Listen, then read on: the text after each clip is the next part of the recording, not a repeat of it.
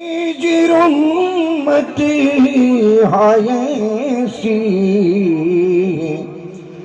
दुनियाते टेके जेनो जन्नतेर शाद पेয়েছি अल्लाहुम्मा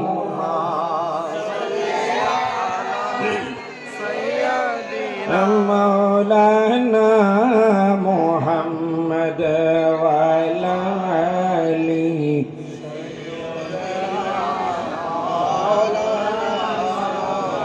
पशु पाखी সবাই বলে আজ আমাদের খুশির দিন তশরিফ আনলেন এই দরাতে রহমাতুল লিল আলামিন আল্লাহুম্মা সাল্লি আলা সাইয়্যিদিনা মাওলানা মুহাম্মদ ওয়া আলা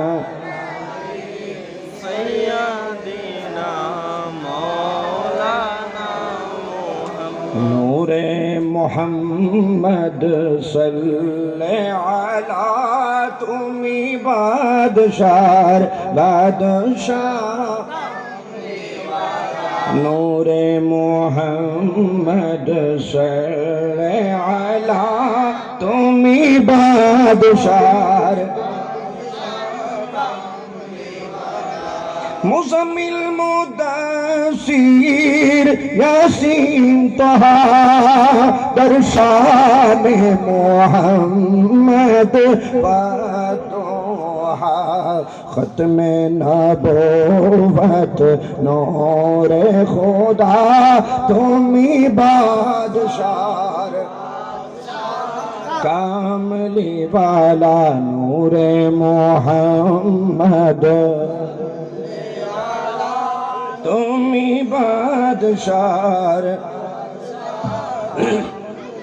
करने वाला नबी बचने वाला आबदों को माबूद से मिलाने वाला काबर काबा नबी मदीना वाला तुमी बादशाह नूरे मोहम्मद सल्ले अला तुमी बादशाह नूरे मोहम्मद सल्ले अला तुमी अऊज़ु बिल्लाहि मिनश शैतानिर रजीम बिस्मिल्लाहिर्रहमानिर्रहीम वमा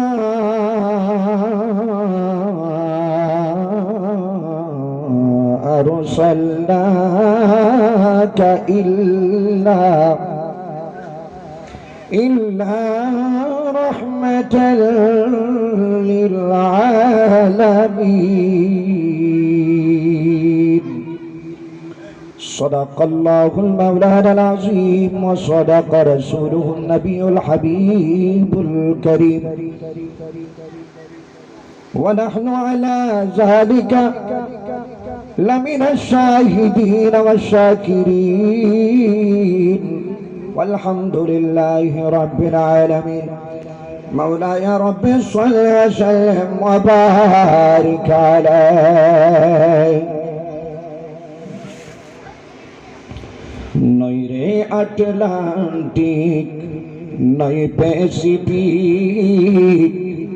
आरो बड़ो बारो गभीर दिक खुदार रहमतेर महासागर দয়াই ভরপুর কানাই কানাই আমার নবীজির মালিকানায় জারি আছে ওই পাক মদিনায়।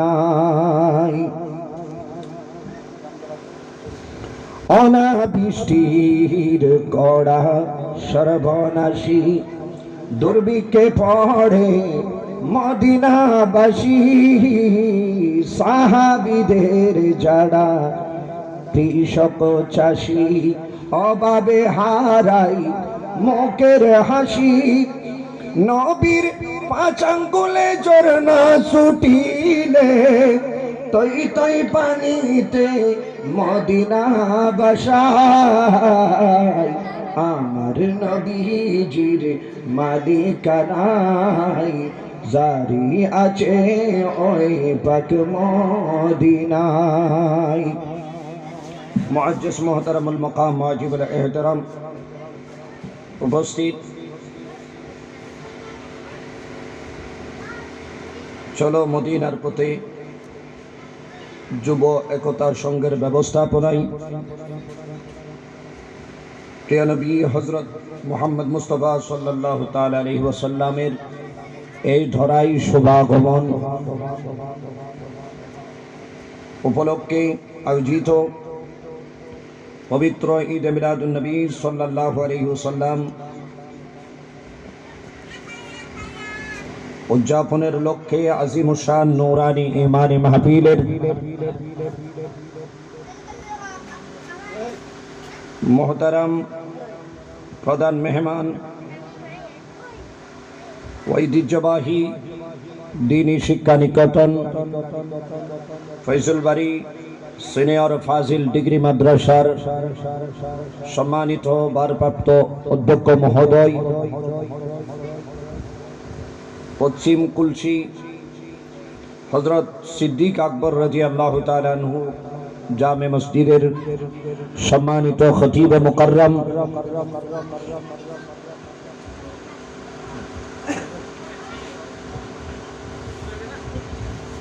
খুলনা বিশ্ববিদ্যালয় সহ ইসলামী আরবি বিশ্ববিদ্যালয়ের প্রশিক্ষক বিশিষ্ট আলেমে দ্বীন উস্তাজুল মুকাররম হযরতুল আল্লামা ডক্টর মৌলানা মোহাম্মদ খলিলুর রহমান আল কাদরি সাহেব মাদ্দাজিল হুলানি এতক্ষণ যাবত আপনাদের সম্মুখে নূরানী ঈমানী তাকরীর পেশ করলেন। ঐতিহ্যবাহী শিকলবাহা সাবরিয়া সুন্নিয়া মাদ্রাসার সম্মানিত প্রিন্সিপাল, ঐতিহ্যবাহী শিকলবাহা এজে সদরি স্কুল অ্যান্ড কলেজ জামে মসজিদের সম্মানিত পেশ ইমাম হযরতুল আল্লামা আলহাজ মৌলানা মোহাম্মদ উসমান গনি আশরাফি সাহেব হুজুর মাদ্দাজিল হুলানি, মঞ্চ উপবিষ্ট শিকলবাহা এজে সদরি স্কুল অ্যান্ড কলেজ জামে মসজিদের সম্মানিত সহকারী ইমাম হযরতুল আল্লামা মৌলানা মোহাম্মদ রবিউল ইসলাম কাদরি সাহেব, আমার সামনে আগত আশিক রসুল গোলাম রসুল আজকের ইন্তজামিয়া কমিটি, পর্দারাশীন মুস্কুরাত মাও বোনেরা রহমানি ওয়া রাহমাকুমুল্লাহু তাআলা আযজা ওয়া জাল্লা ফিদ দারাইন। আসসালামু আলাইকুম ওয়া রাহমাতুল্লাহি ওয়া বারাকাতুহু। মহান আল্লাহ পাক রব্বুল আলামিনের দরবারে লাখো কোটি শুকর আদায় করছি যে মহান রব্বুল আলামিন আমাদেরকে আজকের পবিত্র ঈদে মিলাদুন নবী মাহফিলে আসার বসার সুযোগ এবং তৌফিক দান করেছেন। শুকরিয়া আদায়ার্থে প্রত্যেকে উচ্চ আওয়াজে মহাব্বতে একবার বলি আলহামদুলিল্লাহ। অসংখ্য গণিত দরুদ ও সালাম প্রেরণ করছি রাসূল পাক সাহেবে লাউলাক রহমতে আলম সৈয়দুল মুরসালিন হায়াতুন নবী জিন্দা নবী, যার আগমনের নিমিত্তে আমরা আসমান থেকে জমিন পর্যন্ত অসংখ্য গণিত নিয়ামত রাশি ভোগ করার সুযোগ পেয়েছি।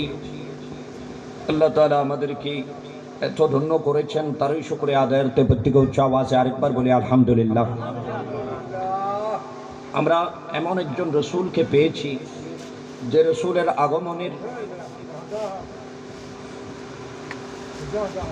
পর থেকে দুনিয়ার যে 63 বছর হায়াতের জিন্দেগি রয়েছে, এটা যদি আমরা বর্ণনা করি আমাদের বর্ণনা শেষ হবে না। কারণ রসুলের তারিফ, রসুলের প্রশংসা যে বা যারা করেছেন, কিন্তু কেউ আমার নবীজির প্রশংসাকে সমাপ্ত করতে পারে নাই। কারণ যার প্রশংসা খুদ খুদা লা ইলাহা ইল্লাল্লাহ করে, তার প্রশংসা যেমন তেমন নয়। আমার নবীজির প্রশংসা হলো অতুলনীয়। চিৎকার দিয়ে বলুন সুবহানাল্লাহ। আমাদের ক্ষুদ্র জবানি, আমাদের মতো ক্ষুদ্র ব্যক্তি রসুল পাকের প্রশংসা শেষ করা আমাদের পক্ষে সম্ভব হবে না। এখানে খাজা আব্দুর রহমান শৌরভী আলাইহির রহমা রসুল পাকের উপর দরুদ পাক লিখতে লিখতে লিখতে লিখতে 1 2 3 4 5 6 10 20 নয় 1030 পারা পর্যন্ত তিনি রসুল পাকের শান ও আজমতে রসুল পাকের উপর তিনি দরুদ পাক লিখেছেন। চিৎকার দিয়ে বলুন সুবহানাল্লাহ। তবে সেখানে আমরা এখানে যে অল্প আলোচনা করব, হয়তো আমাদের কয়েকটা পৃষ্ঠা হবে, বেশি হলে 1 পারার মতো হবে, কিন্তু 30 পারায় গচ্ছিত এত বড় মহান কিতাবের মতো বর্ণনা করা আমাদের পক্ষে সম্ভব নহে। আর এর চেয়ে বেশি তো যাওয়া আমাদের পক্ষে সুযোগ হবেও না। সেই সম্মানিত হাজিরিন, আমরা বড়ই ভাগ্যবান। রাসূল পাক সাল্লাল্লাহু আলাইহি ওয়াসাল্লামের আগমন হওয়ার পরে, যেটা হযরতে আমেনা রাদিয়াল্লাহু তাআলা আনহা নিজে বর্ণনা করেছেন, আমি দেখতে পেলাম এমন একটা নূর বের হয়েছে, যেই নূরের আলোয় আলোকিত করেছে সিরিয়ার রাজপ্রাসাদ পর্যন্ত। চিৎকার দিয়ে বলুন সুবহানাল্লাহ। এটা হাদিসে পাক আমার এখানে নোট করা আছে। কোথায় সিরিয়ার রাজপ্রাসাদ আর কোথায় হযরতে আমেনা রাদিয়াল্লাহু তাআলা আনহা? তাহলে আমরা কোন নবীর উম্মত হয়েছি? হাদিসে পাকের মধ্যে আছে আমার নবীজির কত বরকত, আমার নবীজির কত পাওয়ার, আমার নবীজির কত ক্ষমতা। বর্তমানেও অনেক মানুষ বলে, অনেক মানুষ নবীজির কথা বলে, বলতে বলতে অনেক পর্যায়ে চলে যায় রাসূল পাকের শানের উপর আঘাতের উপর আঘাত করে। কিন্তু আমার নবীজির জামানার মধ্যেও সাহাবায়ে কেরামরা একদিন নবীজিকে নিয়ে গবেষণা করতেছেন।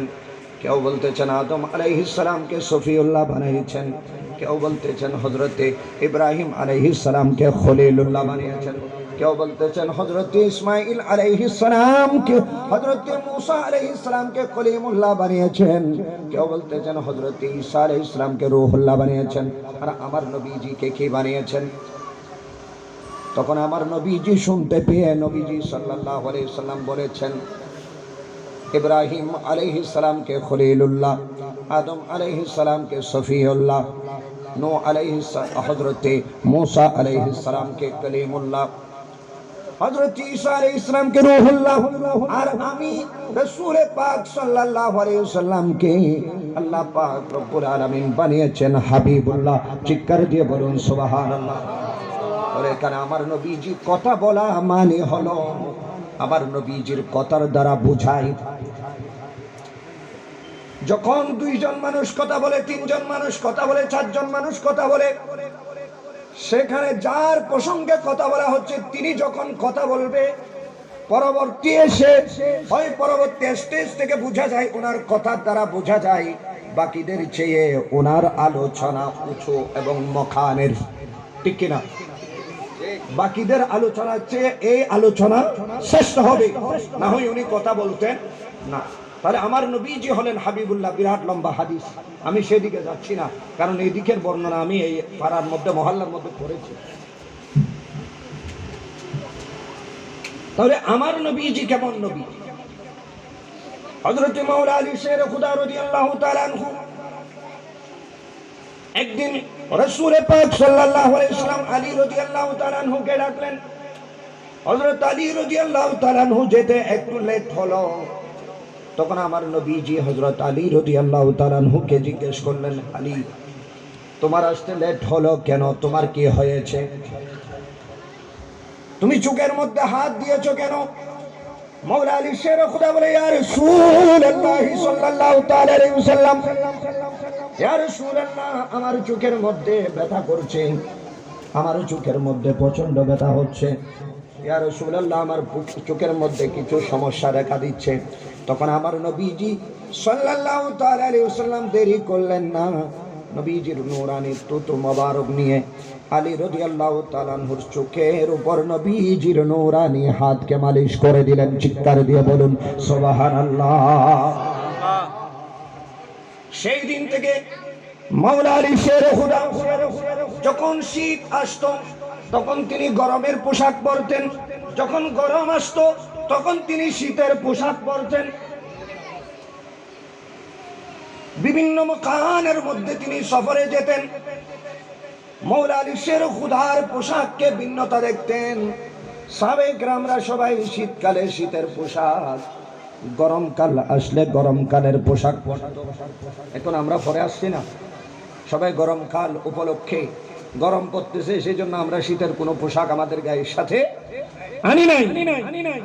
মাওলা আলী শের খুদারটা ছিল ভিন্ন। হযরত আলী রাদিয়াল্লাহু তাআলা আনহু যখন কোথাও যেতেন, কোন সফরের মধ্যে যেতেন, মাওলা আলী শের খুদার পোশাক তখন পরিবর্তন হয়ে যেত।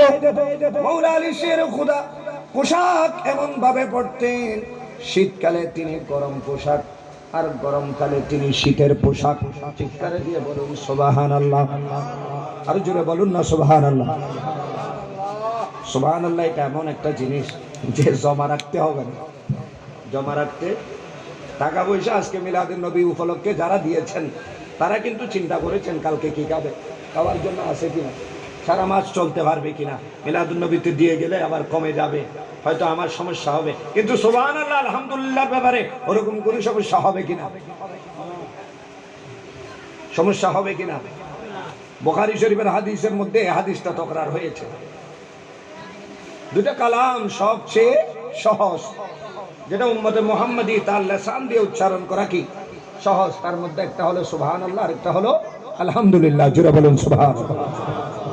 এগুলো খুব সহজ, এগুলোর আবার পাওয়ার ক্ষমতা এমন যে যে দুইটা জিনিস রাখলে, দুইটা কালাম রাখলে কাল কিয়ামতের ময়দানে আপনার নেকির পাল্লা ভারী হয়ে যাবে। জোরে বলুন সুবহানাল্লাহ। তো সেজন্য সুবহানাল্লাহ আলহামদুলিল্লাহ বলতে দেরি করবেন।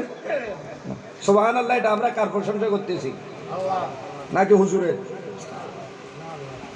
আপনারা তো হুজুরের প্রশংসা করতেছেন না, প্রশংসা কার? মাওলা আলী শের খুদা যখন কোথাও যেতেন শীতকালে কোন পোশাক পরতেন? গরমের পোশাক পরতেন। আর গরমকালে মাওলা আলী শের খুদা শীতের পোশাক পরতেন। সাহাবায়ে কেরামদের মধ্যে অনেকে মাওলা আলী শের খুদাকে জিজ্ঞেস করলো, হে বেলায়েতের সম্রাট মাওলা আলী শের খুদা, আমরা সবাই শীতকালে শীতের পোশাক নিয়ে এসেছি, আপনি এত একটা সফট পাতলা একটা কাপড় পরে আপনি চলে আসলেন, আমরা যে ময়দানে যাচ্ছি ওখানে তো প্রচন্ড শীত পড়ে, আপনি এই সময়ের মধ্যে আপনি শীতের কোনো পোশাক নিলেন না কেন?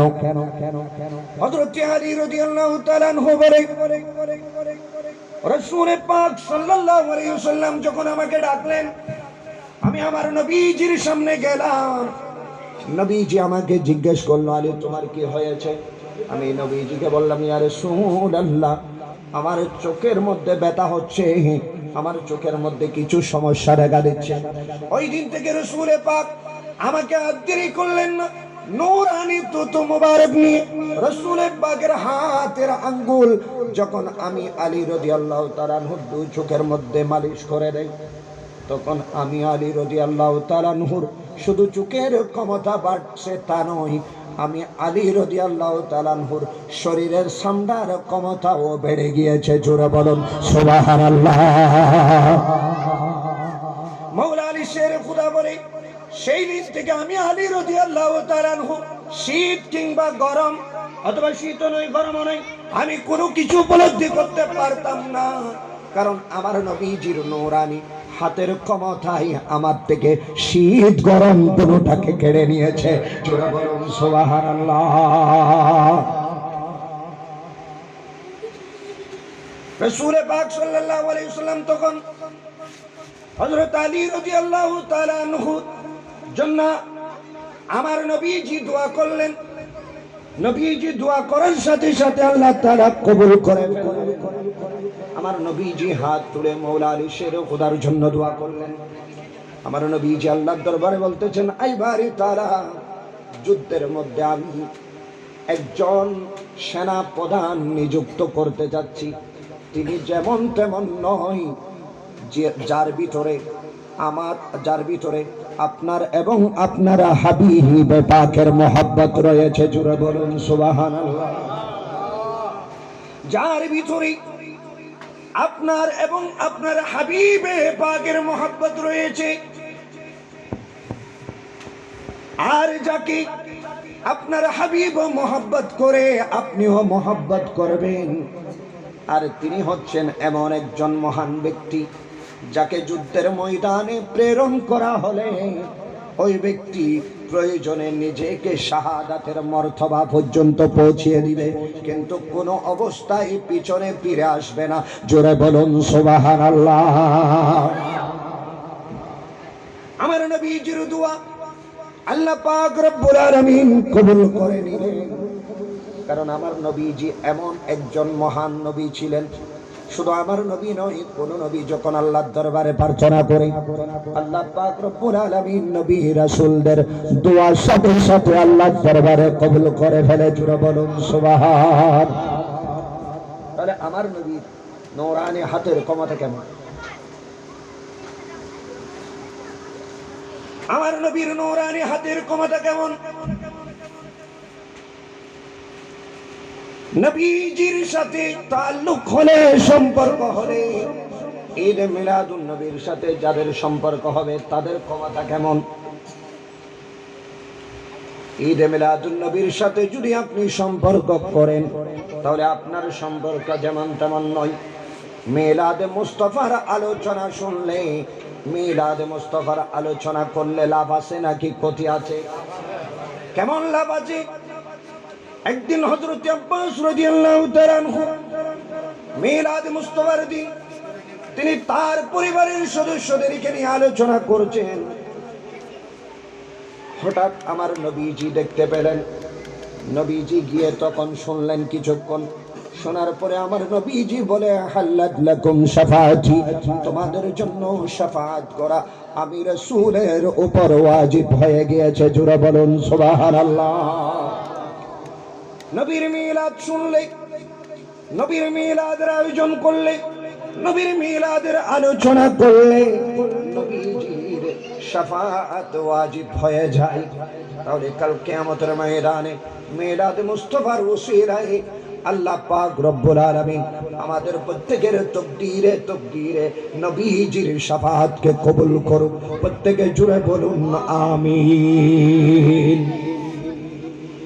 ঠিক না? তাহলে আমাদের কেউ যদি রাসূল পাক সাল্লাল্লাহু আলাইহি সাল্লাম শাফাআত করে আমার নবীজির কি মকান কমবে নাকি বাড়বে? কমবে নাকি বাড়বে? বাড়বেও না কমবেও না। নবীজির মকান কমবেও না বাড়বেও না। আবার আমরা যদি নবীজির মিলাদ মুস্তাফার আয়োজন না করি কিন্তু আমার নবীজির মকান কি কমে যাবে? আমার নবীজির মকান কমবে না, কারণ নবীর শান্ত খুদ খুদা লা ইলাহা ইল্লাল্লাহ করেছেন। উচ্চ আওয়াজ দিয়ে বলুন আল্লাহুম্মা সাল্লি আলা সাইয়্যিদিনা মাওলানা মুহাম্মদ ওয়া আলা আলিহি সাইয়্যিদিনা।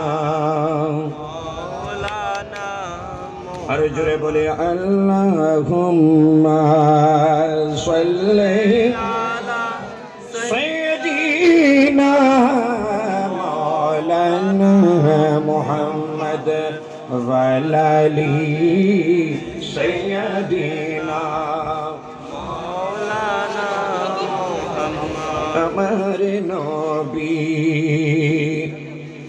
সবার সেরা প্যার নবী মদিনা সোনার চেয়ে দামি হইল মদিনার ধুলি কণা আল্লাহুম্মা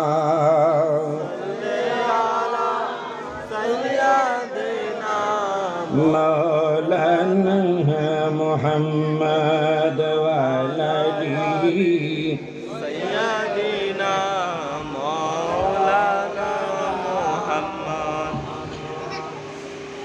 عن أنس بن مالك رضي الله تعالى قال رأيت رسول الله صلى الله عليه وسلم وحانت صلاة العصر হযরত আনাস ইবনে মালিক রাদিয়াল্লাহু তাআলা আনহু বলেন রাসূল পাক সাল্লাল্লাহু আলাইহি ওয়াসাল্লামকে আমি দেখতে পেলাম আমি নবীজি সাল্লাল্লাহু আলাইহি ওয়াসাল্লামকে দেখতে পেলাম এমন একটা সময়ে যেই সময়টা আসরের নামাজের সময় হয়ে গেল কিসের সময় আসরের নামাজের সময় আসরের নামাজের সময় আমি একটা জিনিস দেখতে পেলাম রাসূল পাক সাল্লাল্লাহু আলাইহি ওয়াসাল্লাম কি فالتمس الناس الوضوء فلم يجده فأتي رسول الله صلى الله عليه وسلم بوضوء সাহাবায়ে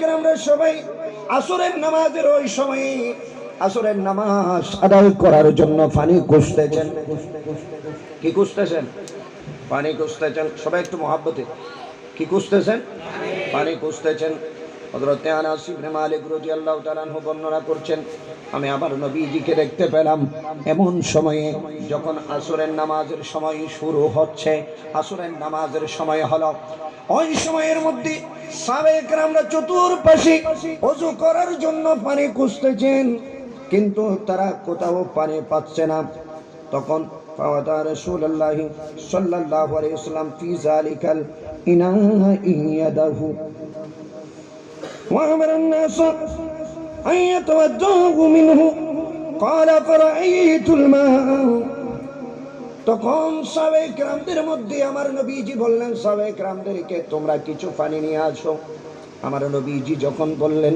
তখন সাহাবায়ে কেরামদের মধ্যে সবাই তো পানি খুঁজতেছেন যিনি পানি পেলেন আমার নবীজির কাছে অল্প কিছু পাত্রের মধ্যে পানি আনলেন চিৎকার দিয়ে বলুন সুবহানাল্লাহ তখন পানি পাওয়ার সাথে সাথে নিজে ওযু করেন নাই ওই পানি নিয়ে নবীজির দরবারে চলে আসলেন নবীজির দরবারে চলে আসলেন দেরি করলেন না ওই পাত্রের পানি আমার নবীজির দরবারে নিয়ে আসলেন তখন সাহাবায়ে কেরাম আমার নবীজির সামনে যখন পাত্র আনলেন নবীজি সাল্লাল্লাহু আলাইহি ওয়াসাল্লাম তখন ওযু করা আরম্ভ করলেন আমার নবীজিও কি করতেছেন ওযু করা আরম্ভ করলেন তখন আমার নবীজি আমার নাসা আইয়াতাওয়াদ্দু মিনহু আমার নবীজি সাহাবায়ে কেরাম সবাইকে নির্দেশ দিলেন তোমরাও এখান থেকে ওযু করে নাও জোরে বলুন সুবহানাল্লাহ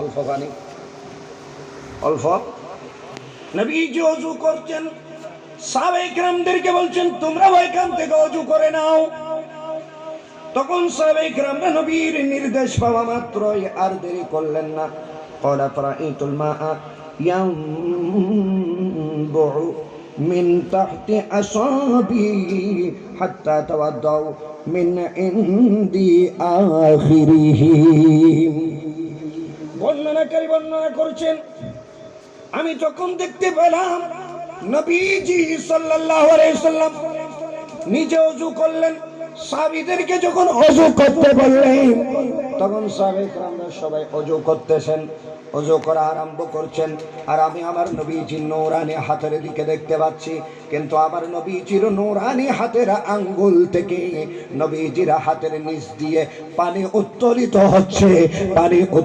হচ্ছে জোরে জোরে বলুন সুবহানাল্লাহ সাহাবী তখন বর্ণনা করি মিন ইনদি আখিরিহিম ওই পানি থেকে আমাদের মধ্যে যে ব্যক্তি সবচেয়ে শেষে ওযু করেছেন সবচেয়ে শেষে যিনি অজু করেছেন, সবার শেষে যিনি অজু করেছেন ওই ব্যক্তিও অজু করেছে, কিন্তু পানি সমাপ্ত হলো না। চিৎকার দিয়ে বলুন সুবহানাল্লাহ।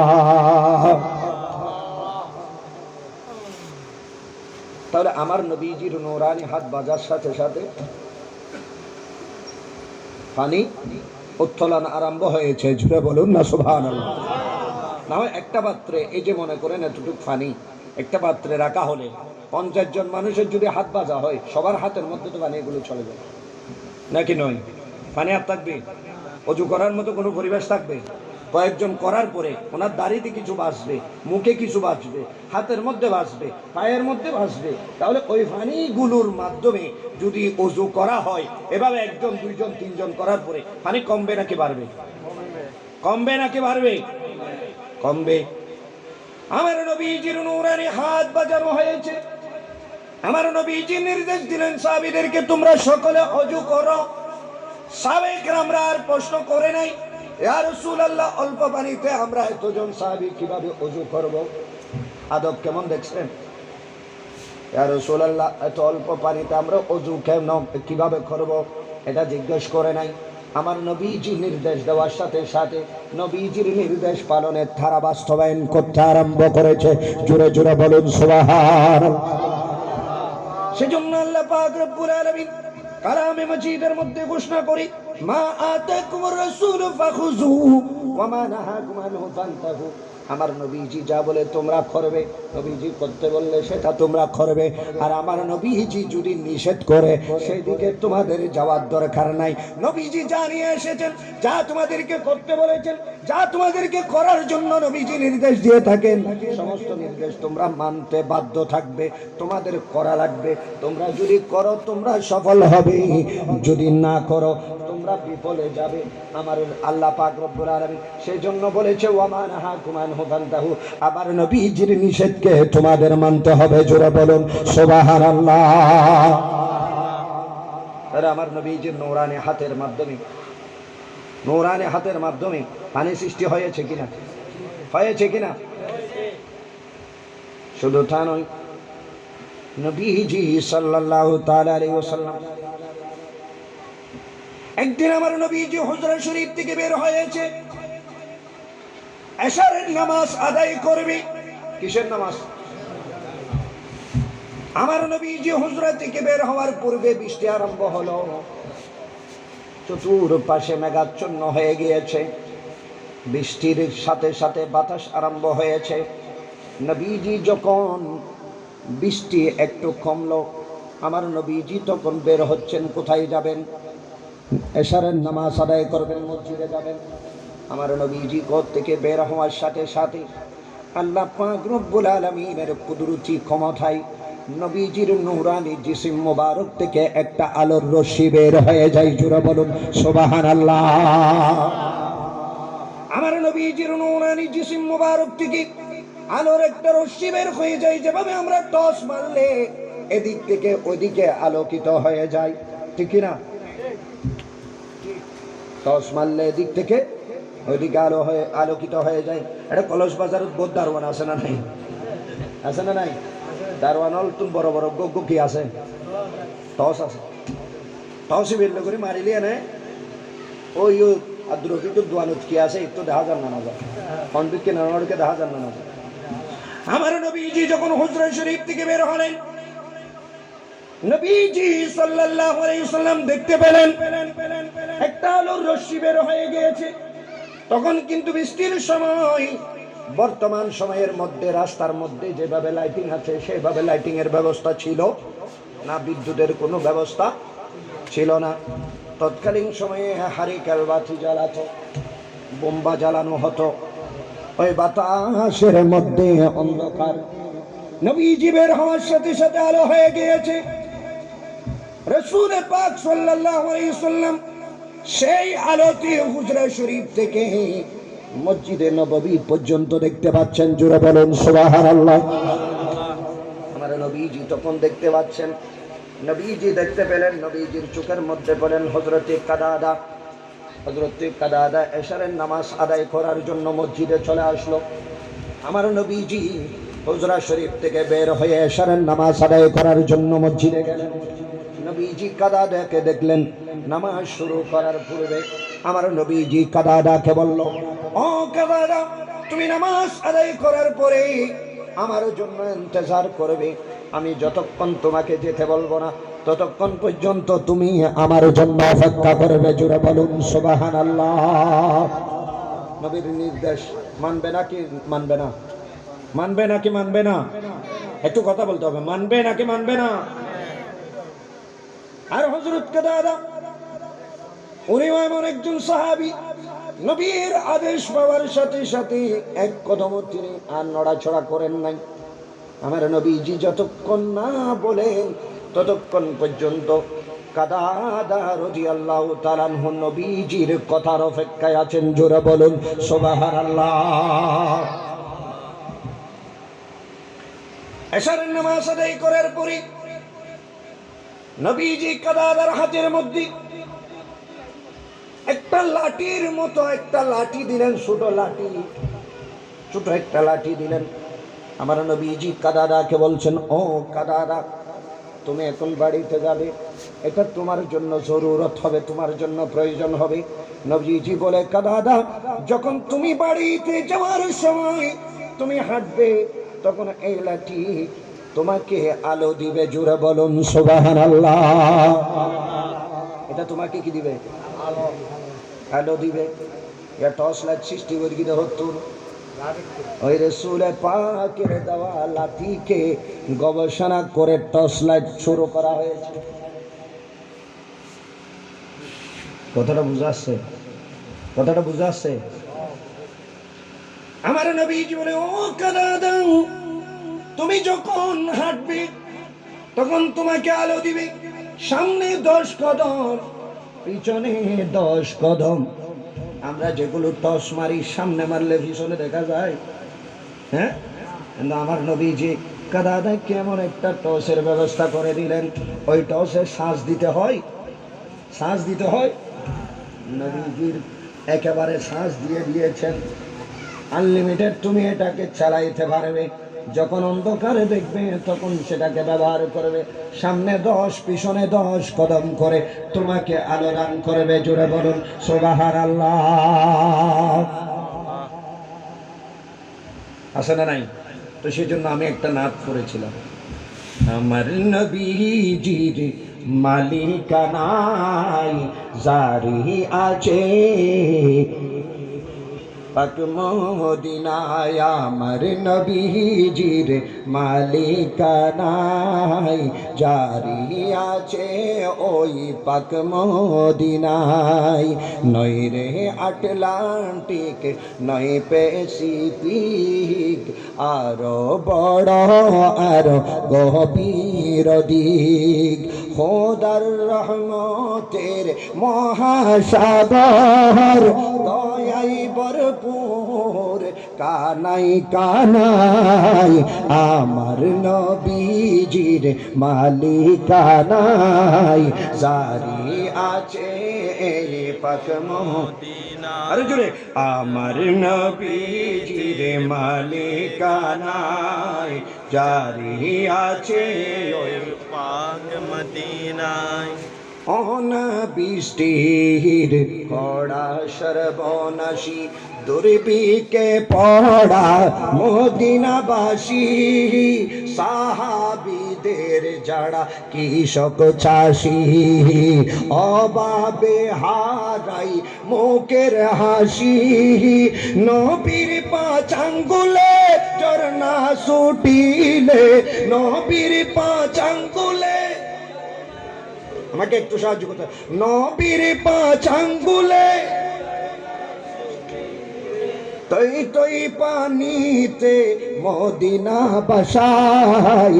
আমার নবীজির মালিকানায় জারি আছে ওই পাক মদিনায়। সালাতুন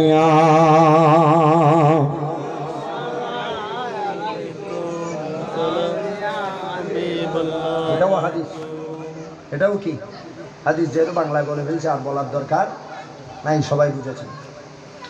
রাসূল পাক সাল্লাল্লাহু তাআলা আলাইহি ওয়াসাল্লাম আমার নবীজি নামাজ আদায় করতেন, একটা খেজুরের ডালের উপর ভর করে নবীজি খুতবা দিতেন। আমার নবীজির একজন মহিলা সাহাবী নবীজি সাল্লাল্লাহু তাআলা আলাইহি ওয়াসাল্লামের দরবারে হাজির হলেন। রাসূল পাক সাল্লাল্লাহু তাআলা আলাইহি ওয়াসাল্লাম কে বলছেন, ইয়া রাসূলুল্লাহ, ইয়া হাবিবাল্লাহ, আমি চাই আপনি যদি অনুমতি দেন আপনার জন্য একটা মিম্বরের ব্যবস্থা করতে চাই। জোরে বলুন সুবহানাল্লাহ। সুবহানাল্লাহ। কিসের ব্যবস্থা করবে? মিম্বর মানে কোনটা? যেটাতে জুমর খতিবরা দাঁড়িয়ে খুতবা দেয়, ঠিক কিনা? ওই মহিলা সাহাবী রাসূল পাক সাল্লাল্লাহু আলাইহি ওয়াসাল্লামের দরবারে হাজির হলেন। রাসূল পাক সাল্লাল্লাহু আলাইহি ওয়াসাল্লাম কে বলতেছেন, ইয়া রাসূলুল্লাহ, ইয়া হাবিবাল্লাহ, আপনি যদি অনুমতি দেন আমি চাচ্ছি আপনার জন্য একটা কাঠের তৈরি খুতবা দেওয়ার জন্য মিম্বর তৈরি করব। কারণ আমার কাছে একজন রাজমিস্ত্রি আছে, সেই সুন্দর কাজকর্ম করতে পারে। তাকে যদি আমি বলি ওই ব্যক্তি আপনার জন্য এই জিনিসটা তৈরি করে দিবে। জোরে বলুন সুবহানাল্লাহ। قال رسول الله صلى الله عليه وسلم إن شئت, রাসূল পাক সাল্লাল্লাহু আলাইহি ওয়াসাল্লাম ওই মহিলা সাহাবীকে বলল, তুমি যদি চাও, তোমার যদি ইচ্ছা হয় তুমি ওই কাজটি করো, তোমার যদি ইচ্ছা হয় তুমি ওই কাজটি করো। তখন সাহাবী, ওই মহিলা সাহাবী আর দেরি করলেন না, আমার নবীজির অনুমতি পেয়ে গেলেন। যেহেতু আমার নবীজি বলেছে, তার ইচ্ছার উপর ছেড়ে দিয়েছে। আমার নবীজি বলে, তোমার যদি ইচ্ছা হয়, তোমার যদি আশা হয়, তোমার যদি সেটা করতে ভালো লাগে, তাহলে তুমি করে নিয়ে আসো। এই কথা বলার মানে হচ্ছে নবীজির অনুমতি পেয়ে যাওয়া, ঠিক কিনা? এটা বলার মানে হচ্ছে নবীজির অনুমতি পেয়ে যাওয়া। তখন ওই মহিলা সাহাবী নবীজির অনুমতি পেয়ে গেলেন। নবীজির অনুমতি পাওয়ার সাথে সাথে আর দেরি করলেন না, তার ওই কর্মচারী মিস্ত্রির কাছে চলে গেলেন। এক কাজ করো, নবীজি হযরতে মুহাম্মদ রাসূলুল্লাহ সাল্লাল্লাহু তাআলা আলাইহি ওয়াসাল্লাম জুমার খুতবা দেওয়ার জন্য তুমি এইভাবে করে একটা কি করো, এইভাবে করে একটা মিম্বর তৈরি করো। তৎকালীন সময়ে মিম্বরের কোনো কি ছিল না, ব্যবস্থা ছিল না, মিম্বরের কোনো নকশা ছিল না। বর্তমান সময়ে যদি আমরা রাজমিস্ত্রিকে কোনো একটা কিছু বানাইতে দিই, যদি বলি ভাই আপনি আমার জন্য একটা খাট বানান, কিন্তু রাজমিস্ত্রি আছে না, যদি কব আল্লাহ একটা চেয়ার বানো, এবার যদি চেয়ার বানাই ঠিক আছে, চেয়ার আয় বুঝিলাম দুইজনে আপনার আইব, বইবের একখান স্থান লাইব, সার্গ কুড়া লাইব, কিছুতে আলহামদুলিল্লাহ এখান কি লাইব, লাশ লাইব, বুঝিলাম। কিন্তু তুই চেয়ার কেন খুললে বানাইবে, মডেল লো আর একখানা দেখো। তুই অনেক যদি হন হাত তো কথা মডেল টডেল নেই, তোমার তো আছে না, হয়তো ইহার তো কেডালাপ দুও আছে, ধরো উল্টাই পাল্টাই সব আমরা পছন্দ করি, তুই একটা পছন্দ করি তুই ইবের মতো করে বানাই না বানাই। আমার নবীজির জামানায় ইতিপূর্বে কোনো মিম্বরের ব্যবস্থা ছিল না, আর আমার নবীজিও তখন খুতবা দিতেন খেজুর গাছের একটি খেজুর গাছের ওই ডাল, খেজুর গাছ আর কি ধরেন, খেজুর গাছকে খেতে টুকরা করা হয়েছে, ওই টুকরার উপর দাঁড়িয়ে আমার নবীজি খুতবা দিতেন। ওই মহিলা সাহাবী বলে, ইয়া রাসূলুল্লাহ, আমি আপনার জন্য খুতবা দেওয়ার জন্য সুন্দর করে একটা আমি মিম্বর বানাইতে চাই। ওই মহিলা বলার সাথে সাথে আমার নবীজি বলে, যদি তোমার ইচ্ছা হয় তুমি বানাও। তখন ওই মহিলা কিছুদিনের মধ্যে ওইটা তৈরি করে নিয়ে আসলেন, বানিয়ে নিয়ে আসলেন তার মিস্ত্রির মাধ্যমে। যখন এটা আনলেন তখন সাহাবায়ে কেরামরা নবীজির অনুমতি ক্রমে ওই খেজুরের যেটা অংশ ছিল, যে খেজুর গাছের উপর আমার নবীজি দাঁড়িয়ে খুতবা দিতেন, ওই গাছটা সেখান থেকে সরিয়ে দেওয়া হয়। পরবর্তী আমার নবীজি যেদিন জুমার দিন হাজির হলেন, নবীজি জুমার দিন এখানে খুতবা দেওয়ার জন্য দাঁড়িয়ে গেলেন। জোরে বলুন সুবহানাল্লাহ। আমার নবীজি দাঁড়িয়ে গেলেন, নবীজি খুতবা আরম্ভ করতেছেন। আমার নবীজি খুতবা দেওয়ার জন্য এখানে বসলেন। বসার পরে আমার নবীজি খুতবা আরম্ভ করলেন। কিছুক্ষণের মধ্যে দেখতেছে হাও মাও করে কান্নার আওয়াজ শুরু হয়ে গিয়েছে। জোরে বলুন সুবহানাল্লাহ। আমার নবীজি তখন শুনতে পাচ্ছেন কান্নার আওয়াজ। নবীজি সাল্লাল্লাহু তাআলা আলাইহি ওয়াসাল্লাম আর দেরি করলেন না। আমার নবীজি সাথে সাথে চলে গিয়েছেন ওই গাছের নিকটে।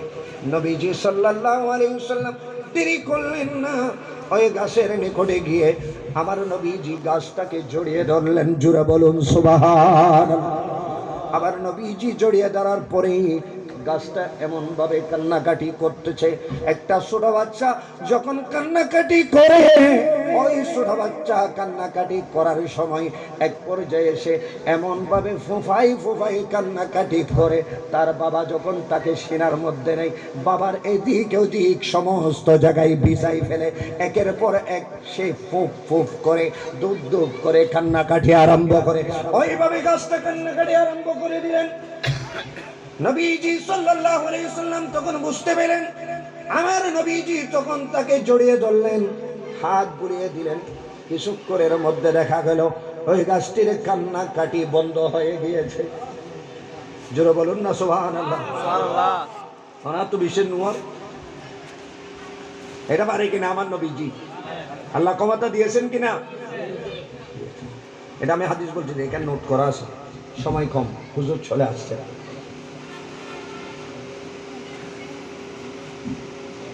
এমন ভাবে কান্নাকাটি করতেছেন, বুখারী শরীফের এক রাওয়ায়াতের মধ্যে এসেছে এমন ভাবে কাঁদতেছেন। একটা 10 মাসের উটনী, 10 মাসের একটা উটনী, সেটা যেভাবে কান্নাকাটি করে আওয়াজ করে করে ওইভাবে কান্নাকাটি করতেছেন। জোরে বলুন সুবহানাল্লাহ। আমার নবীজি হাত ঘুরিয়ে দিলেন। সাহাবায়ে কেরামদেরকে নবীজি বলতে লাগলেন, ও আমার সাহাবায়ে কেরামরা শোনো শোনো শোনো, এই গাছটা এমন ভাবে কান্নাকাটি আরম্ভ করেছে, এটা এমন ভাবে কান্নাকাটি আরম্ভ করেছে, এর কারণ হলো, এর কান্নাকাটির কারণ হলো ওই গাছটা কাঁদতেছে একটা কারণে, কারণ তার উপর দাঁড়িয়ে আমি নবীজি সাল্লাল্লাহু আলাইহি সাল্লাম খুতবা দিতাম। জোরে বলুন সুবহানাল্লাহ। আজ যখন তাকে তার মাকাম থেকে সরিয়ে দেওয়া হলো, সে বলে আমি এতদিন যাবত অনেক খুশি ছিলাম যে আমার গায়ের উপর, আমার শরীরের উপর নবীজি মুহাম্মদুর রাসূলুল্লাহ সৈয়দুল মুরসালিন ইমামুল আম্বিয়া রাহমাতুল লিল আলামিন নবী আমার উপর নূরানি পা মুবারক রেখে রেখে খুতবা দিতেন। আজ তো আমাকে সরিয়ে দেওয়া হয়েছে, আমার মকানের মধ্যে আরেকটি কাঠের তৈরি মিম্বর আনা হয়েছে। আজকে তো আমার নবীজি আমার উপর দাঁড়িয়ে খুতবা দিচ্ছে না। আমি এর ব্যথায়, এর যন্ত্রণায়, আমার নবীজি বলে ওই গাছটা এর ব্যথায় এবং যন্ত্রণায় কাঁদাকাঁদি আরম্ভ করে দিয়েছে। জোরে বলুন সুবহানাল্লাহ। তাহলে নবীজি গাছের ভাষা বুঝায় কিনা? এটা যখন কাটা হয়েছে, খেজুর গাছের অংশটা যখন কাটা হয়েছে, গাছটা যখন কাটা হয়েছে, তখন এটা জীবিত নাকি মৃত? আমাদের বৈজ্ঞানিকরা বলে, গবেষকরা বলে এটা হচ্ছে জড় পদার্থ, এটা কোনো জীব পদার্থ নয়, যেহেতু সে নড়াচড়া করতে আর বেড়ে উঠতে পারে না। কিন্তু আমাদের কাছে জড়, কিন্তু ওই জটের ভাষা আমার নবীজি বুঝে কিনা? আওয়াজ দিয়ে বলেন বুঝে কিনা? আওয়াজ করে কাঁদছেন। সাহাবায়ে কেরামরা শুনেছেন, সাহাবায়ে কেরামরা শুনেছেন। আমার নবীজি হাত বুলানোর সাথে সাথে বন্ধ হয়ে গিয়েছে, কারণ আমার নবীজি আল্লাহর পক্ষ থেকে এসেছে রাহমাতুল লিল আলামিনের রহমতের ছোঁয়া নিয়ে। জুড়ে বলুন সুবহানাল্লাহ। সেজন্য আল্লাহ কালামে পাকের মধ্যে ঘোষণা করে দেয়, ওয়ামা আরসালনাকা ইল্লা রাহমাতাল লিল আলামিন। চিৎকার দিয়ে বলুন সুবহানাল্লাহ। আল্লাহুম্মা সাল্লি سيدنا مولانا محمد وعلى آله سيدنا مولانا আল্লাহ محمد তুমি দয়া কর নসিব কর মদিনা আল্লাহ তুমি দয়া কর নসিব কর মদিনা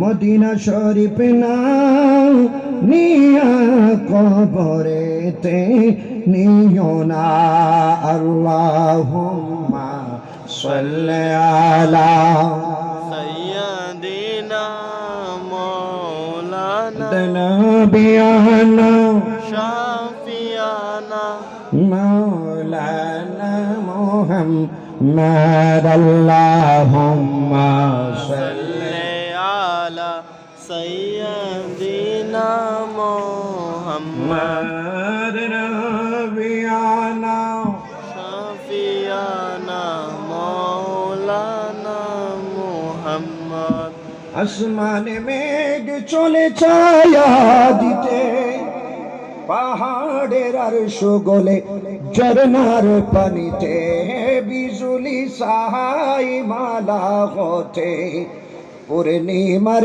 চাঁদ তার মুকুট হতে চাই সে যে আমার কমলি ভালা আল্লাহুম্মা صل على سيدنا مولانا محمد وعلى آله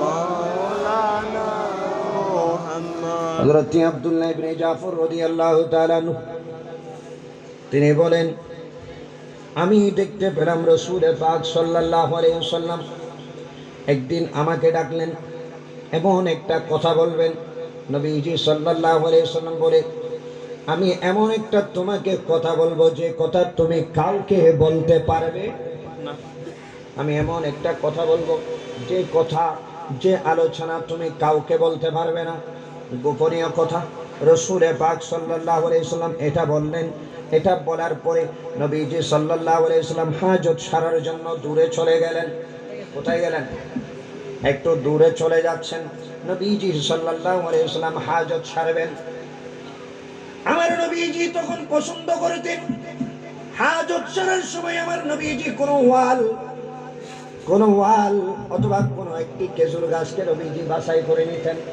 ওটাকে আড়াল করে নবীজি হাজত সারছেন তখন নবীজি সাল্লাল্লাহু আলাইহি ওয়াসাল্লাম হাজত সারতে গেলেন আরেকটা হাদিসের মধ্যে এসেছে হযরতে আয়েশা সিদ্দিকা রাদিয়াল্লাহু তাআলা আনহা তিনি বর্ণনা করেন আমি দেখতে পেলাম একদিন রাসূল পাক সাল্লাল্লাহু আলাইহি ওয়াসাল্লাম চলে যাচ্ছেন আমার নবীজি যেতে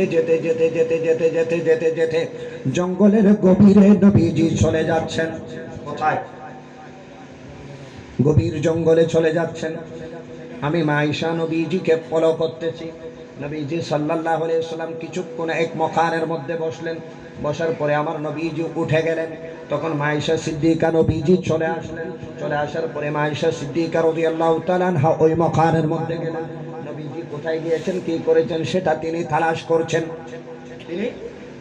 করছেন তখন আয়েশা সিদ্দিকা রাদিয়াল্লাহু তাআলা আনহা দেখে আমার নবীজি যেই মকানের মধ্যে বসেছে যে মকানের মধ্যে আমার নবীজি হাজত সেরেছে ওই মকানের মধ্যে কোনো প্রস্রাব কিংবা পায়খানার কোনো চিহ্ন নাই কারণ হলো আমার নবীজির প্রস্রাব মোবারক জমিনে পড়তে দেরি জমিন নবীজির প্রস্রাব মোবারককে তবুরুক হিসেবে খেয়ে ফেলে জুড়ে বলুন সুবহানাল্লাহ আমার নবীজির কোন হাজত চললে নবীজির থেকে বের হতে দেরি জমিনের জন্য সেটা হলো তবুরুক জমিন সেটাকে গ্রহণ করে ফেলে আমার নবীজি হাজত সারতে যেতেন তখন আমার নবীজি ভালোবাসতেন কোনো একটা ওয়াল কিংবা কোনো একটি গাছের আড়াল হয়ে নবীজি সারবেন আর কিন্তু বর্তমান সময়ে আমাদের মধ্যে সেটা আছে নাকি নাই চলে গিয়েছে আমরা কিন্তু নামাজি প্রস্রাব করতে বসি আমাদের সব কিছু সবাই দেখে আমরা মনে করি দেখানোটা বড় ফজিলত, ঠিক কিনা? অনেকে মনে করে দেখানোটা বড় ফজিলত, অথচ নিজের সতর আরেকজনকে দেখানো এটা হচ্ছে গুনাহে কবিরা। গুনাহে কবিরা। দেখানো যাবে আমার সতর, এটা দামি জিনিস না, ঠিক কিনা? আমার সতর এটা দামি জিনিস না? এটা এমন দামি জিনিস, আপনার কাছে যদি স্বর্ণ থাকে কাউকে আপনি দেখাতে পারেন, টাকা থাকলে দেখাতে পারেন, কিন্তু আপনার কাছে সম্পদ থাকলে আপনি দেখাইতে পারেন, কিন্তু আপনার সতর যাকে তাকে আপনি দেখাইতে পারেন, ঠিক কিনা? দেখানো যাবে? আমার নবীজি সাল্লাল্লাহু আলাইহি সাল্লাম দূরে চলে যেতেন, এটা হচ্ছে আমার নবীজির সুন্নাত তরিকা। আর তৎকালীন সময়ে আমাদের মতো কাছে টয়লেট ছিল না। বর্তমান তো হাজার হাজার টয়লেট আসে না নাই, টয়লেটের দরজা আসে না নাই, চতুর্পাশে বেষ্টনী দেওয়াল আসে না নাই, সব কিছু থাকার পরেও কিন্তু আমরা আমাদের সতর্কে আমরা উলঙ্গ করে ফেলছি, ঠিক কিনা? এটা করা যাবে? আমরা করব না কি করব না? কে কে করব না হাত উঠায় দেখাই। আল্লাহ আমাদেরকে তৌফিক দান করুক, প্রত্যেকে বলে আমিন। আল্লাহ আমাদেরকে তৌফিক দান করুক, আল্লাহ আমাদেরকে কবুল করুক। আমার নবীজি সেখান থেকে বের হলেন, বের হয়ে একজন আনসারীর বাগানের মধ্যে ঢুকলেন। নবীজি সাল্লাল্লাহু আলাইহি সাল্লাম আনসারীর বাগানের মধ্যে ঢুকে গেলেন। তখন আমার নবীজি সাল্লাল্লাহু আলাইহি সাল্লাম ঢুকতে না ঢুকতে হঠাৎ করে দেখতে পেল আনসারীর বাগানের মধ্যে একটা উট আছে। ওই উট আমার নবীজিকে দেখা মাত্রই তার দু চোখের পানি ছেড়ে তিনি উচ্চ স্বরে কান্নাকাটি করছে। জোরে বলুন সুবহানাল্লাহ। ঠিক না? কি করতেছেন? কান্নাকাটি আরম্ভ করে দিয়েছেন। এই উট যখন নবীজিকে দেখলেন তখন কান্নাকাটি আরম্ভ করে দিয়েছেন। ওই উট আমার নবীজি সামনে গেলেন, নবীজি সাল্লাল্লাহু আলাইহি ওয়াসাল্লাম সামনে গিয়ে ওই উটের কথা শুনলেন। তখন আমার নবীজি সাল্লাল্লাহু আলাইহি ওয়াসাল্লাম বললেন, ফাসাকাতা ফাকালা মান রাব্বু হাযাল জামাল লিমান হাযাল জামালু ফাজাআ ফাতান মিনাল আনসারী। আমার নবীজি তখন জিজ্ঞেস করলেন, এই উটটা কার? এই উটটা কার? এই কথা যখন জিজ্ঞেস করলেন, একজন আনসারী সাহাবী নবীজির সামনে চলে আসলেন, যুবক আনসারী। সে বলতেছে, ইয়া রাসূলুল্লাহ সাল্লাল্লাহু তাআলা আলাইহি ওয়াসাল্লাম, এটা হচ্ছে ফাকাল আলী, আমার। সে বলল কি? এটা আমার। ইয়া রাসূলুল্লাহ ফাকালা, আল্লাহর নবী জিজ্ঞেস করলেন, আফালা তাত্তাকিল্লাহ ফি হাযিহিল বাহিমা, এই উট তোমার উট, এই উটের বিষয়ে তুমি কি আল্লাহ পাক রব্বুল আলামিনকে ভয় করো নাকি করো না?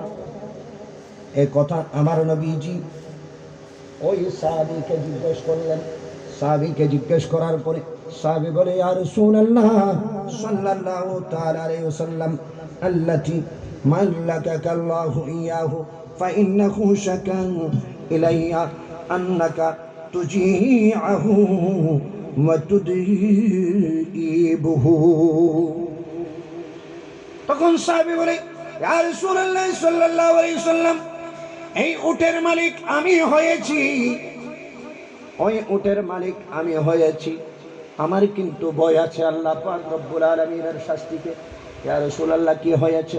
তখন আমার নবীজি বলে, এই উটটা আমি এখানে প্রবেশ করতে না করতে এবং উচ্চস্বরে কান্নাকাটি আরম্ভ করেছে দুঃখে কষ্টে, যেটা আমি রাসূল সাল্লাল্লাহু আলাইহি সাল্লাম বুঝতে পেলাম। আমাকে ওই উট সমস্ত কথা বলেছে, তুমি নাকি তাকে কষ্ট দাও, তুমি নাকি তাকে বেশি বেশি কাটাও, কিন্তু ওই অনুযায়ী তাকে তুমি খাবার দাও না। জোরে বলুন সুবহানাল্লাহ। আমার নবীজি তাহলে বুঝছেন কিনা? নবীজি বুঝছেন কিনা? আমার নবীজি কেউ উঠে চিনেছেন কিনা? চিনেছেন কিনা? কিন্তু আমরা মানুষরা নবীকে চিনতে পারি না। আল্লাহ পাক রব্বুল আলামিন আমাদেরকে নবী সিনার তৌফিক দান করুক, প্রত্যেকে বলে আমিন।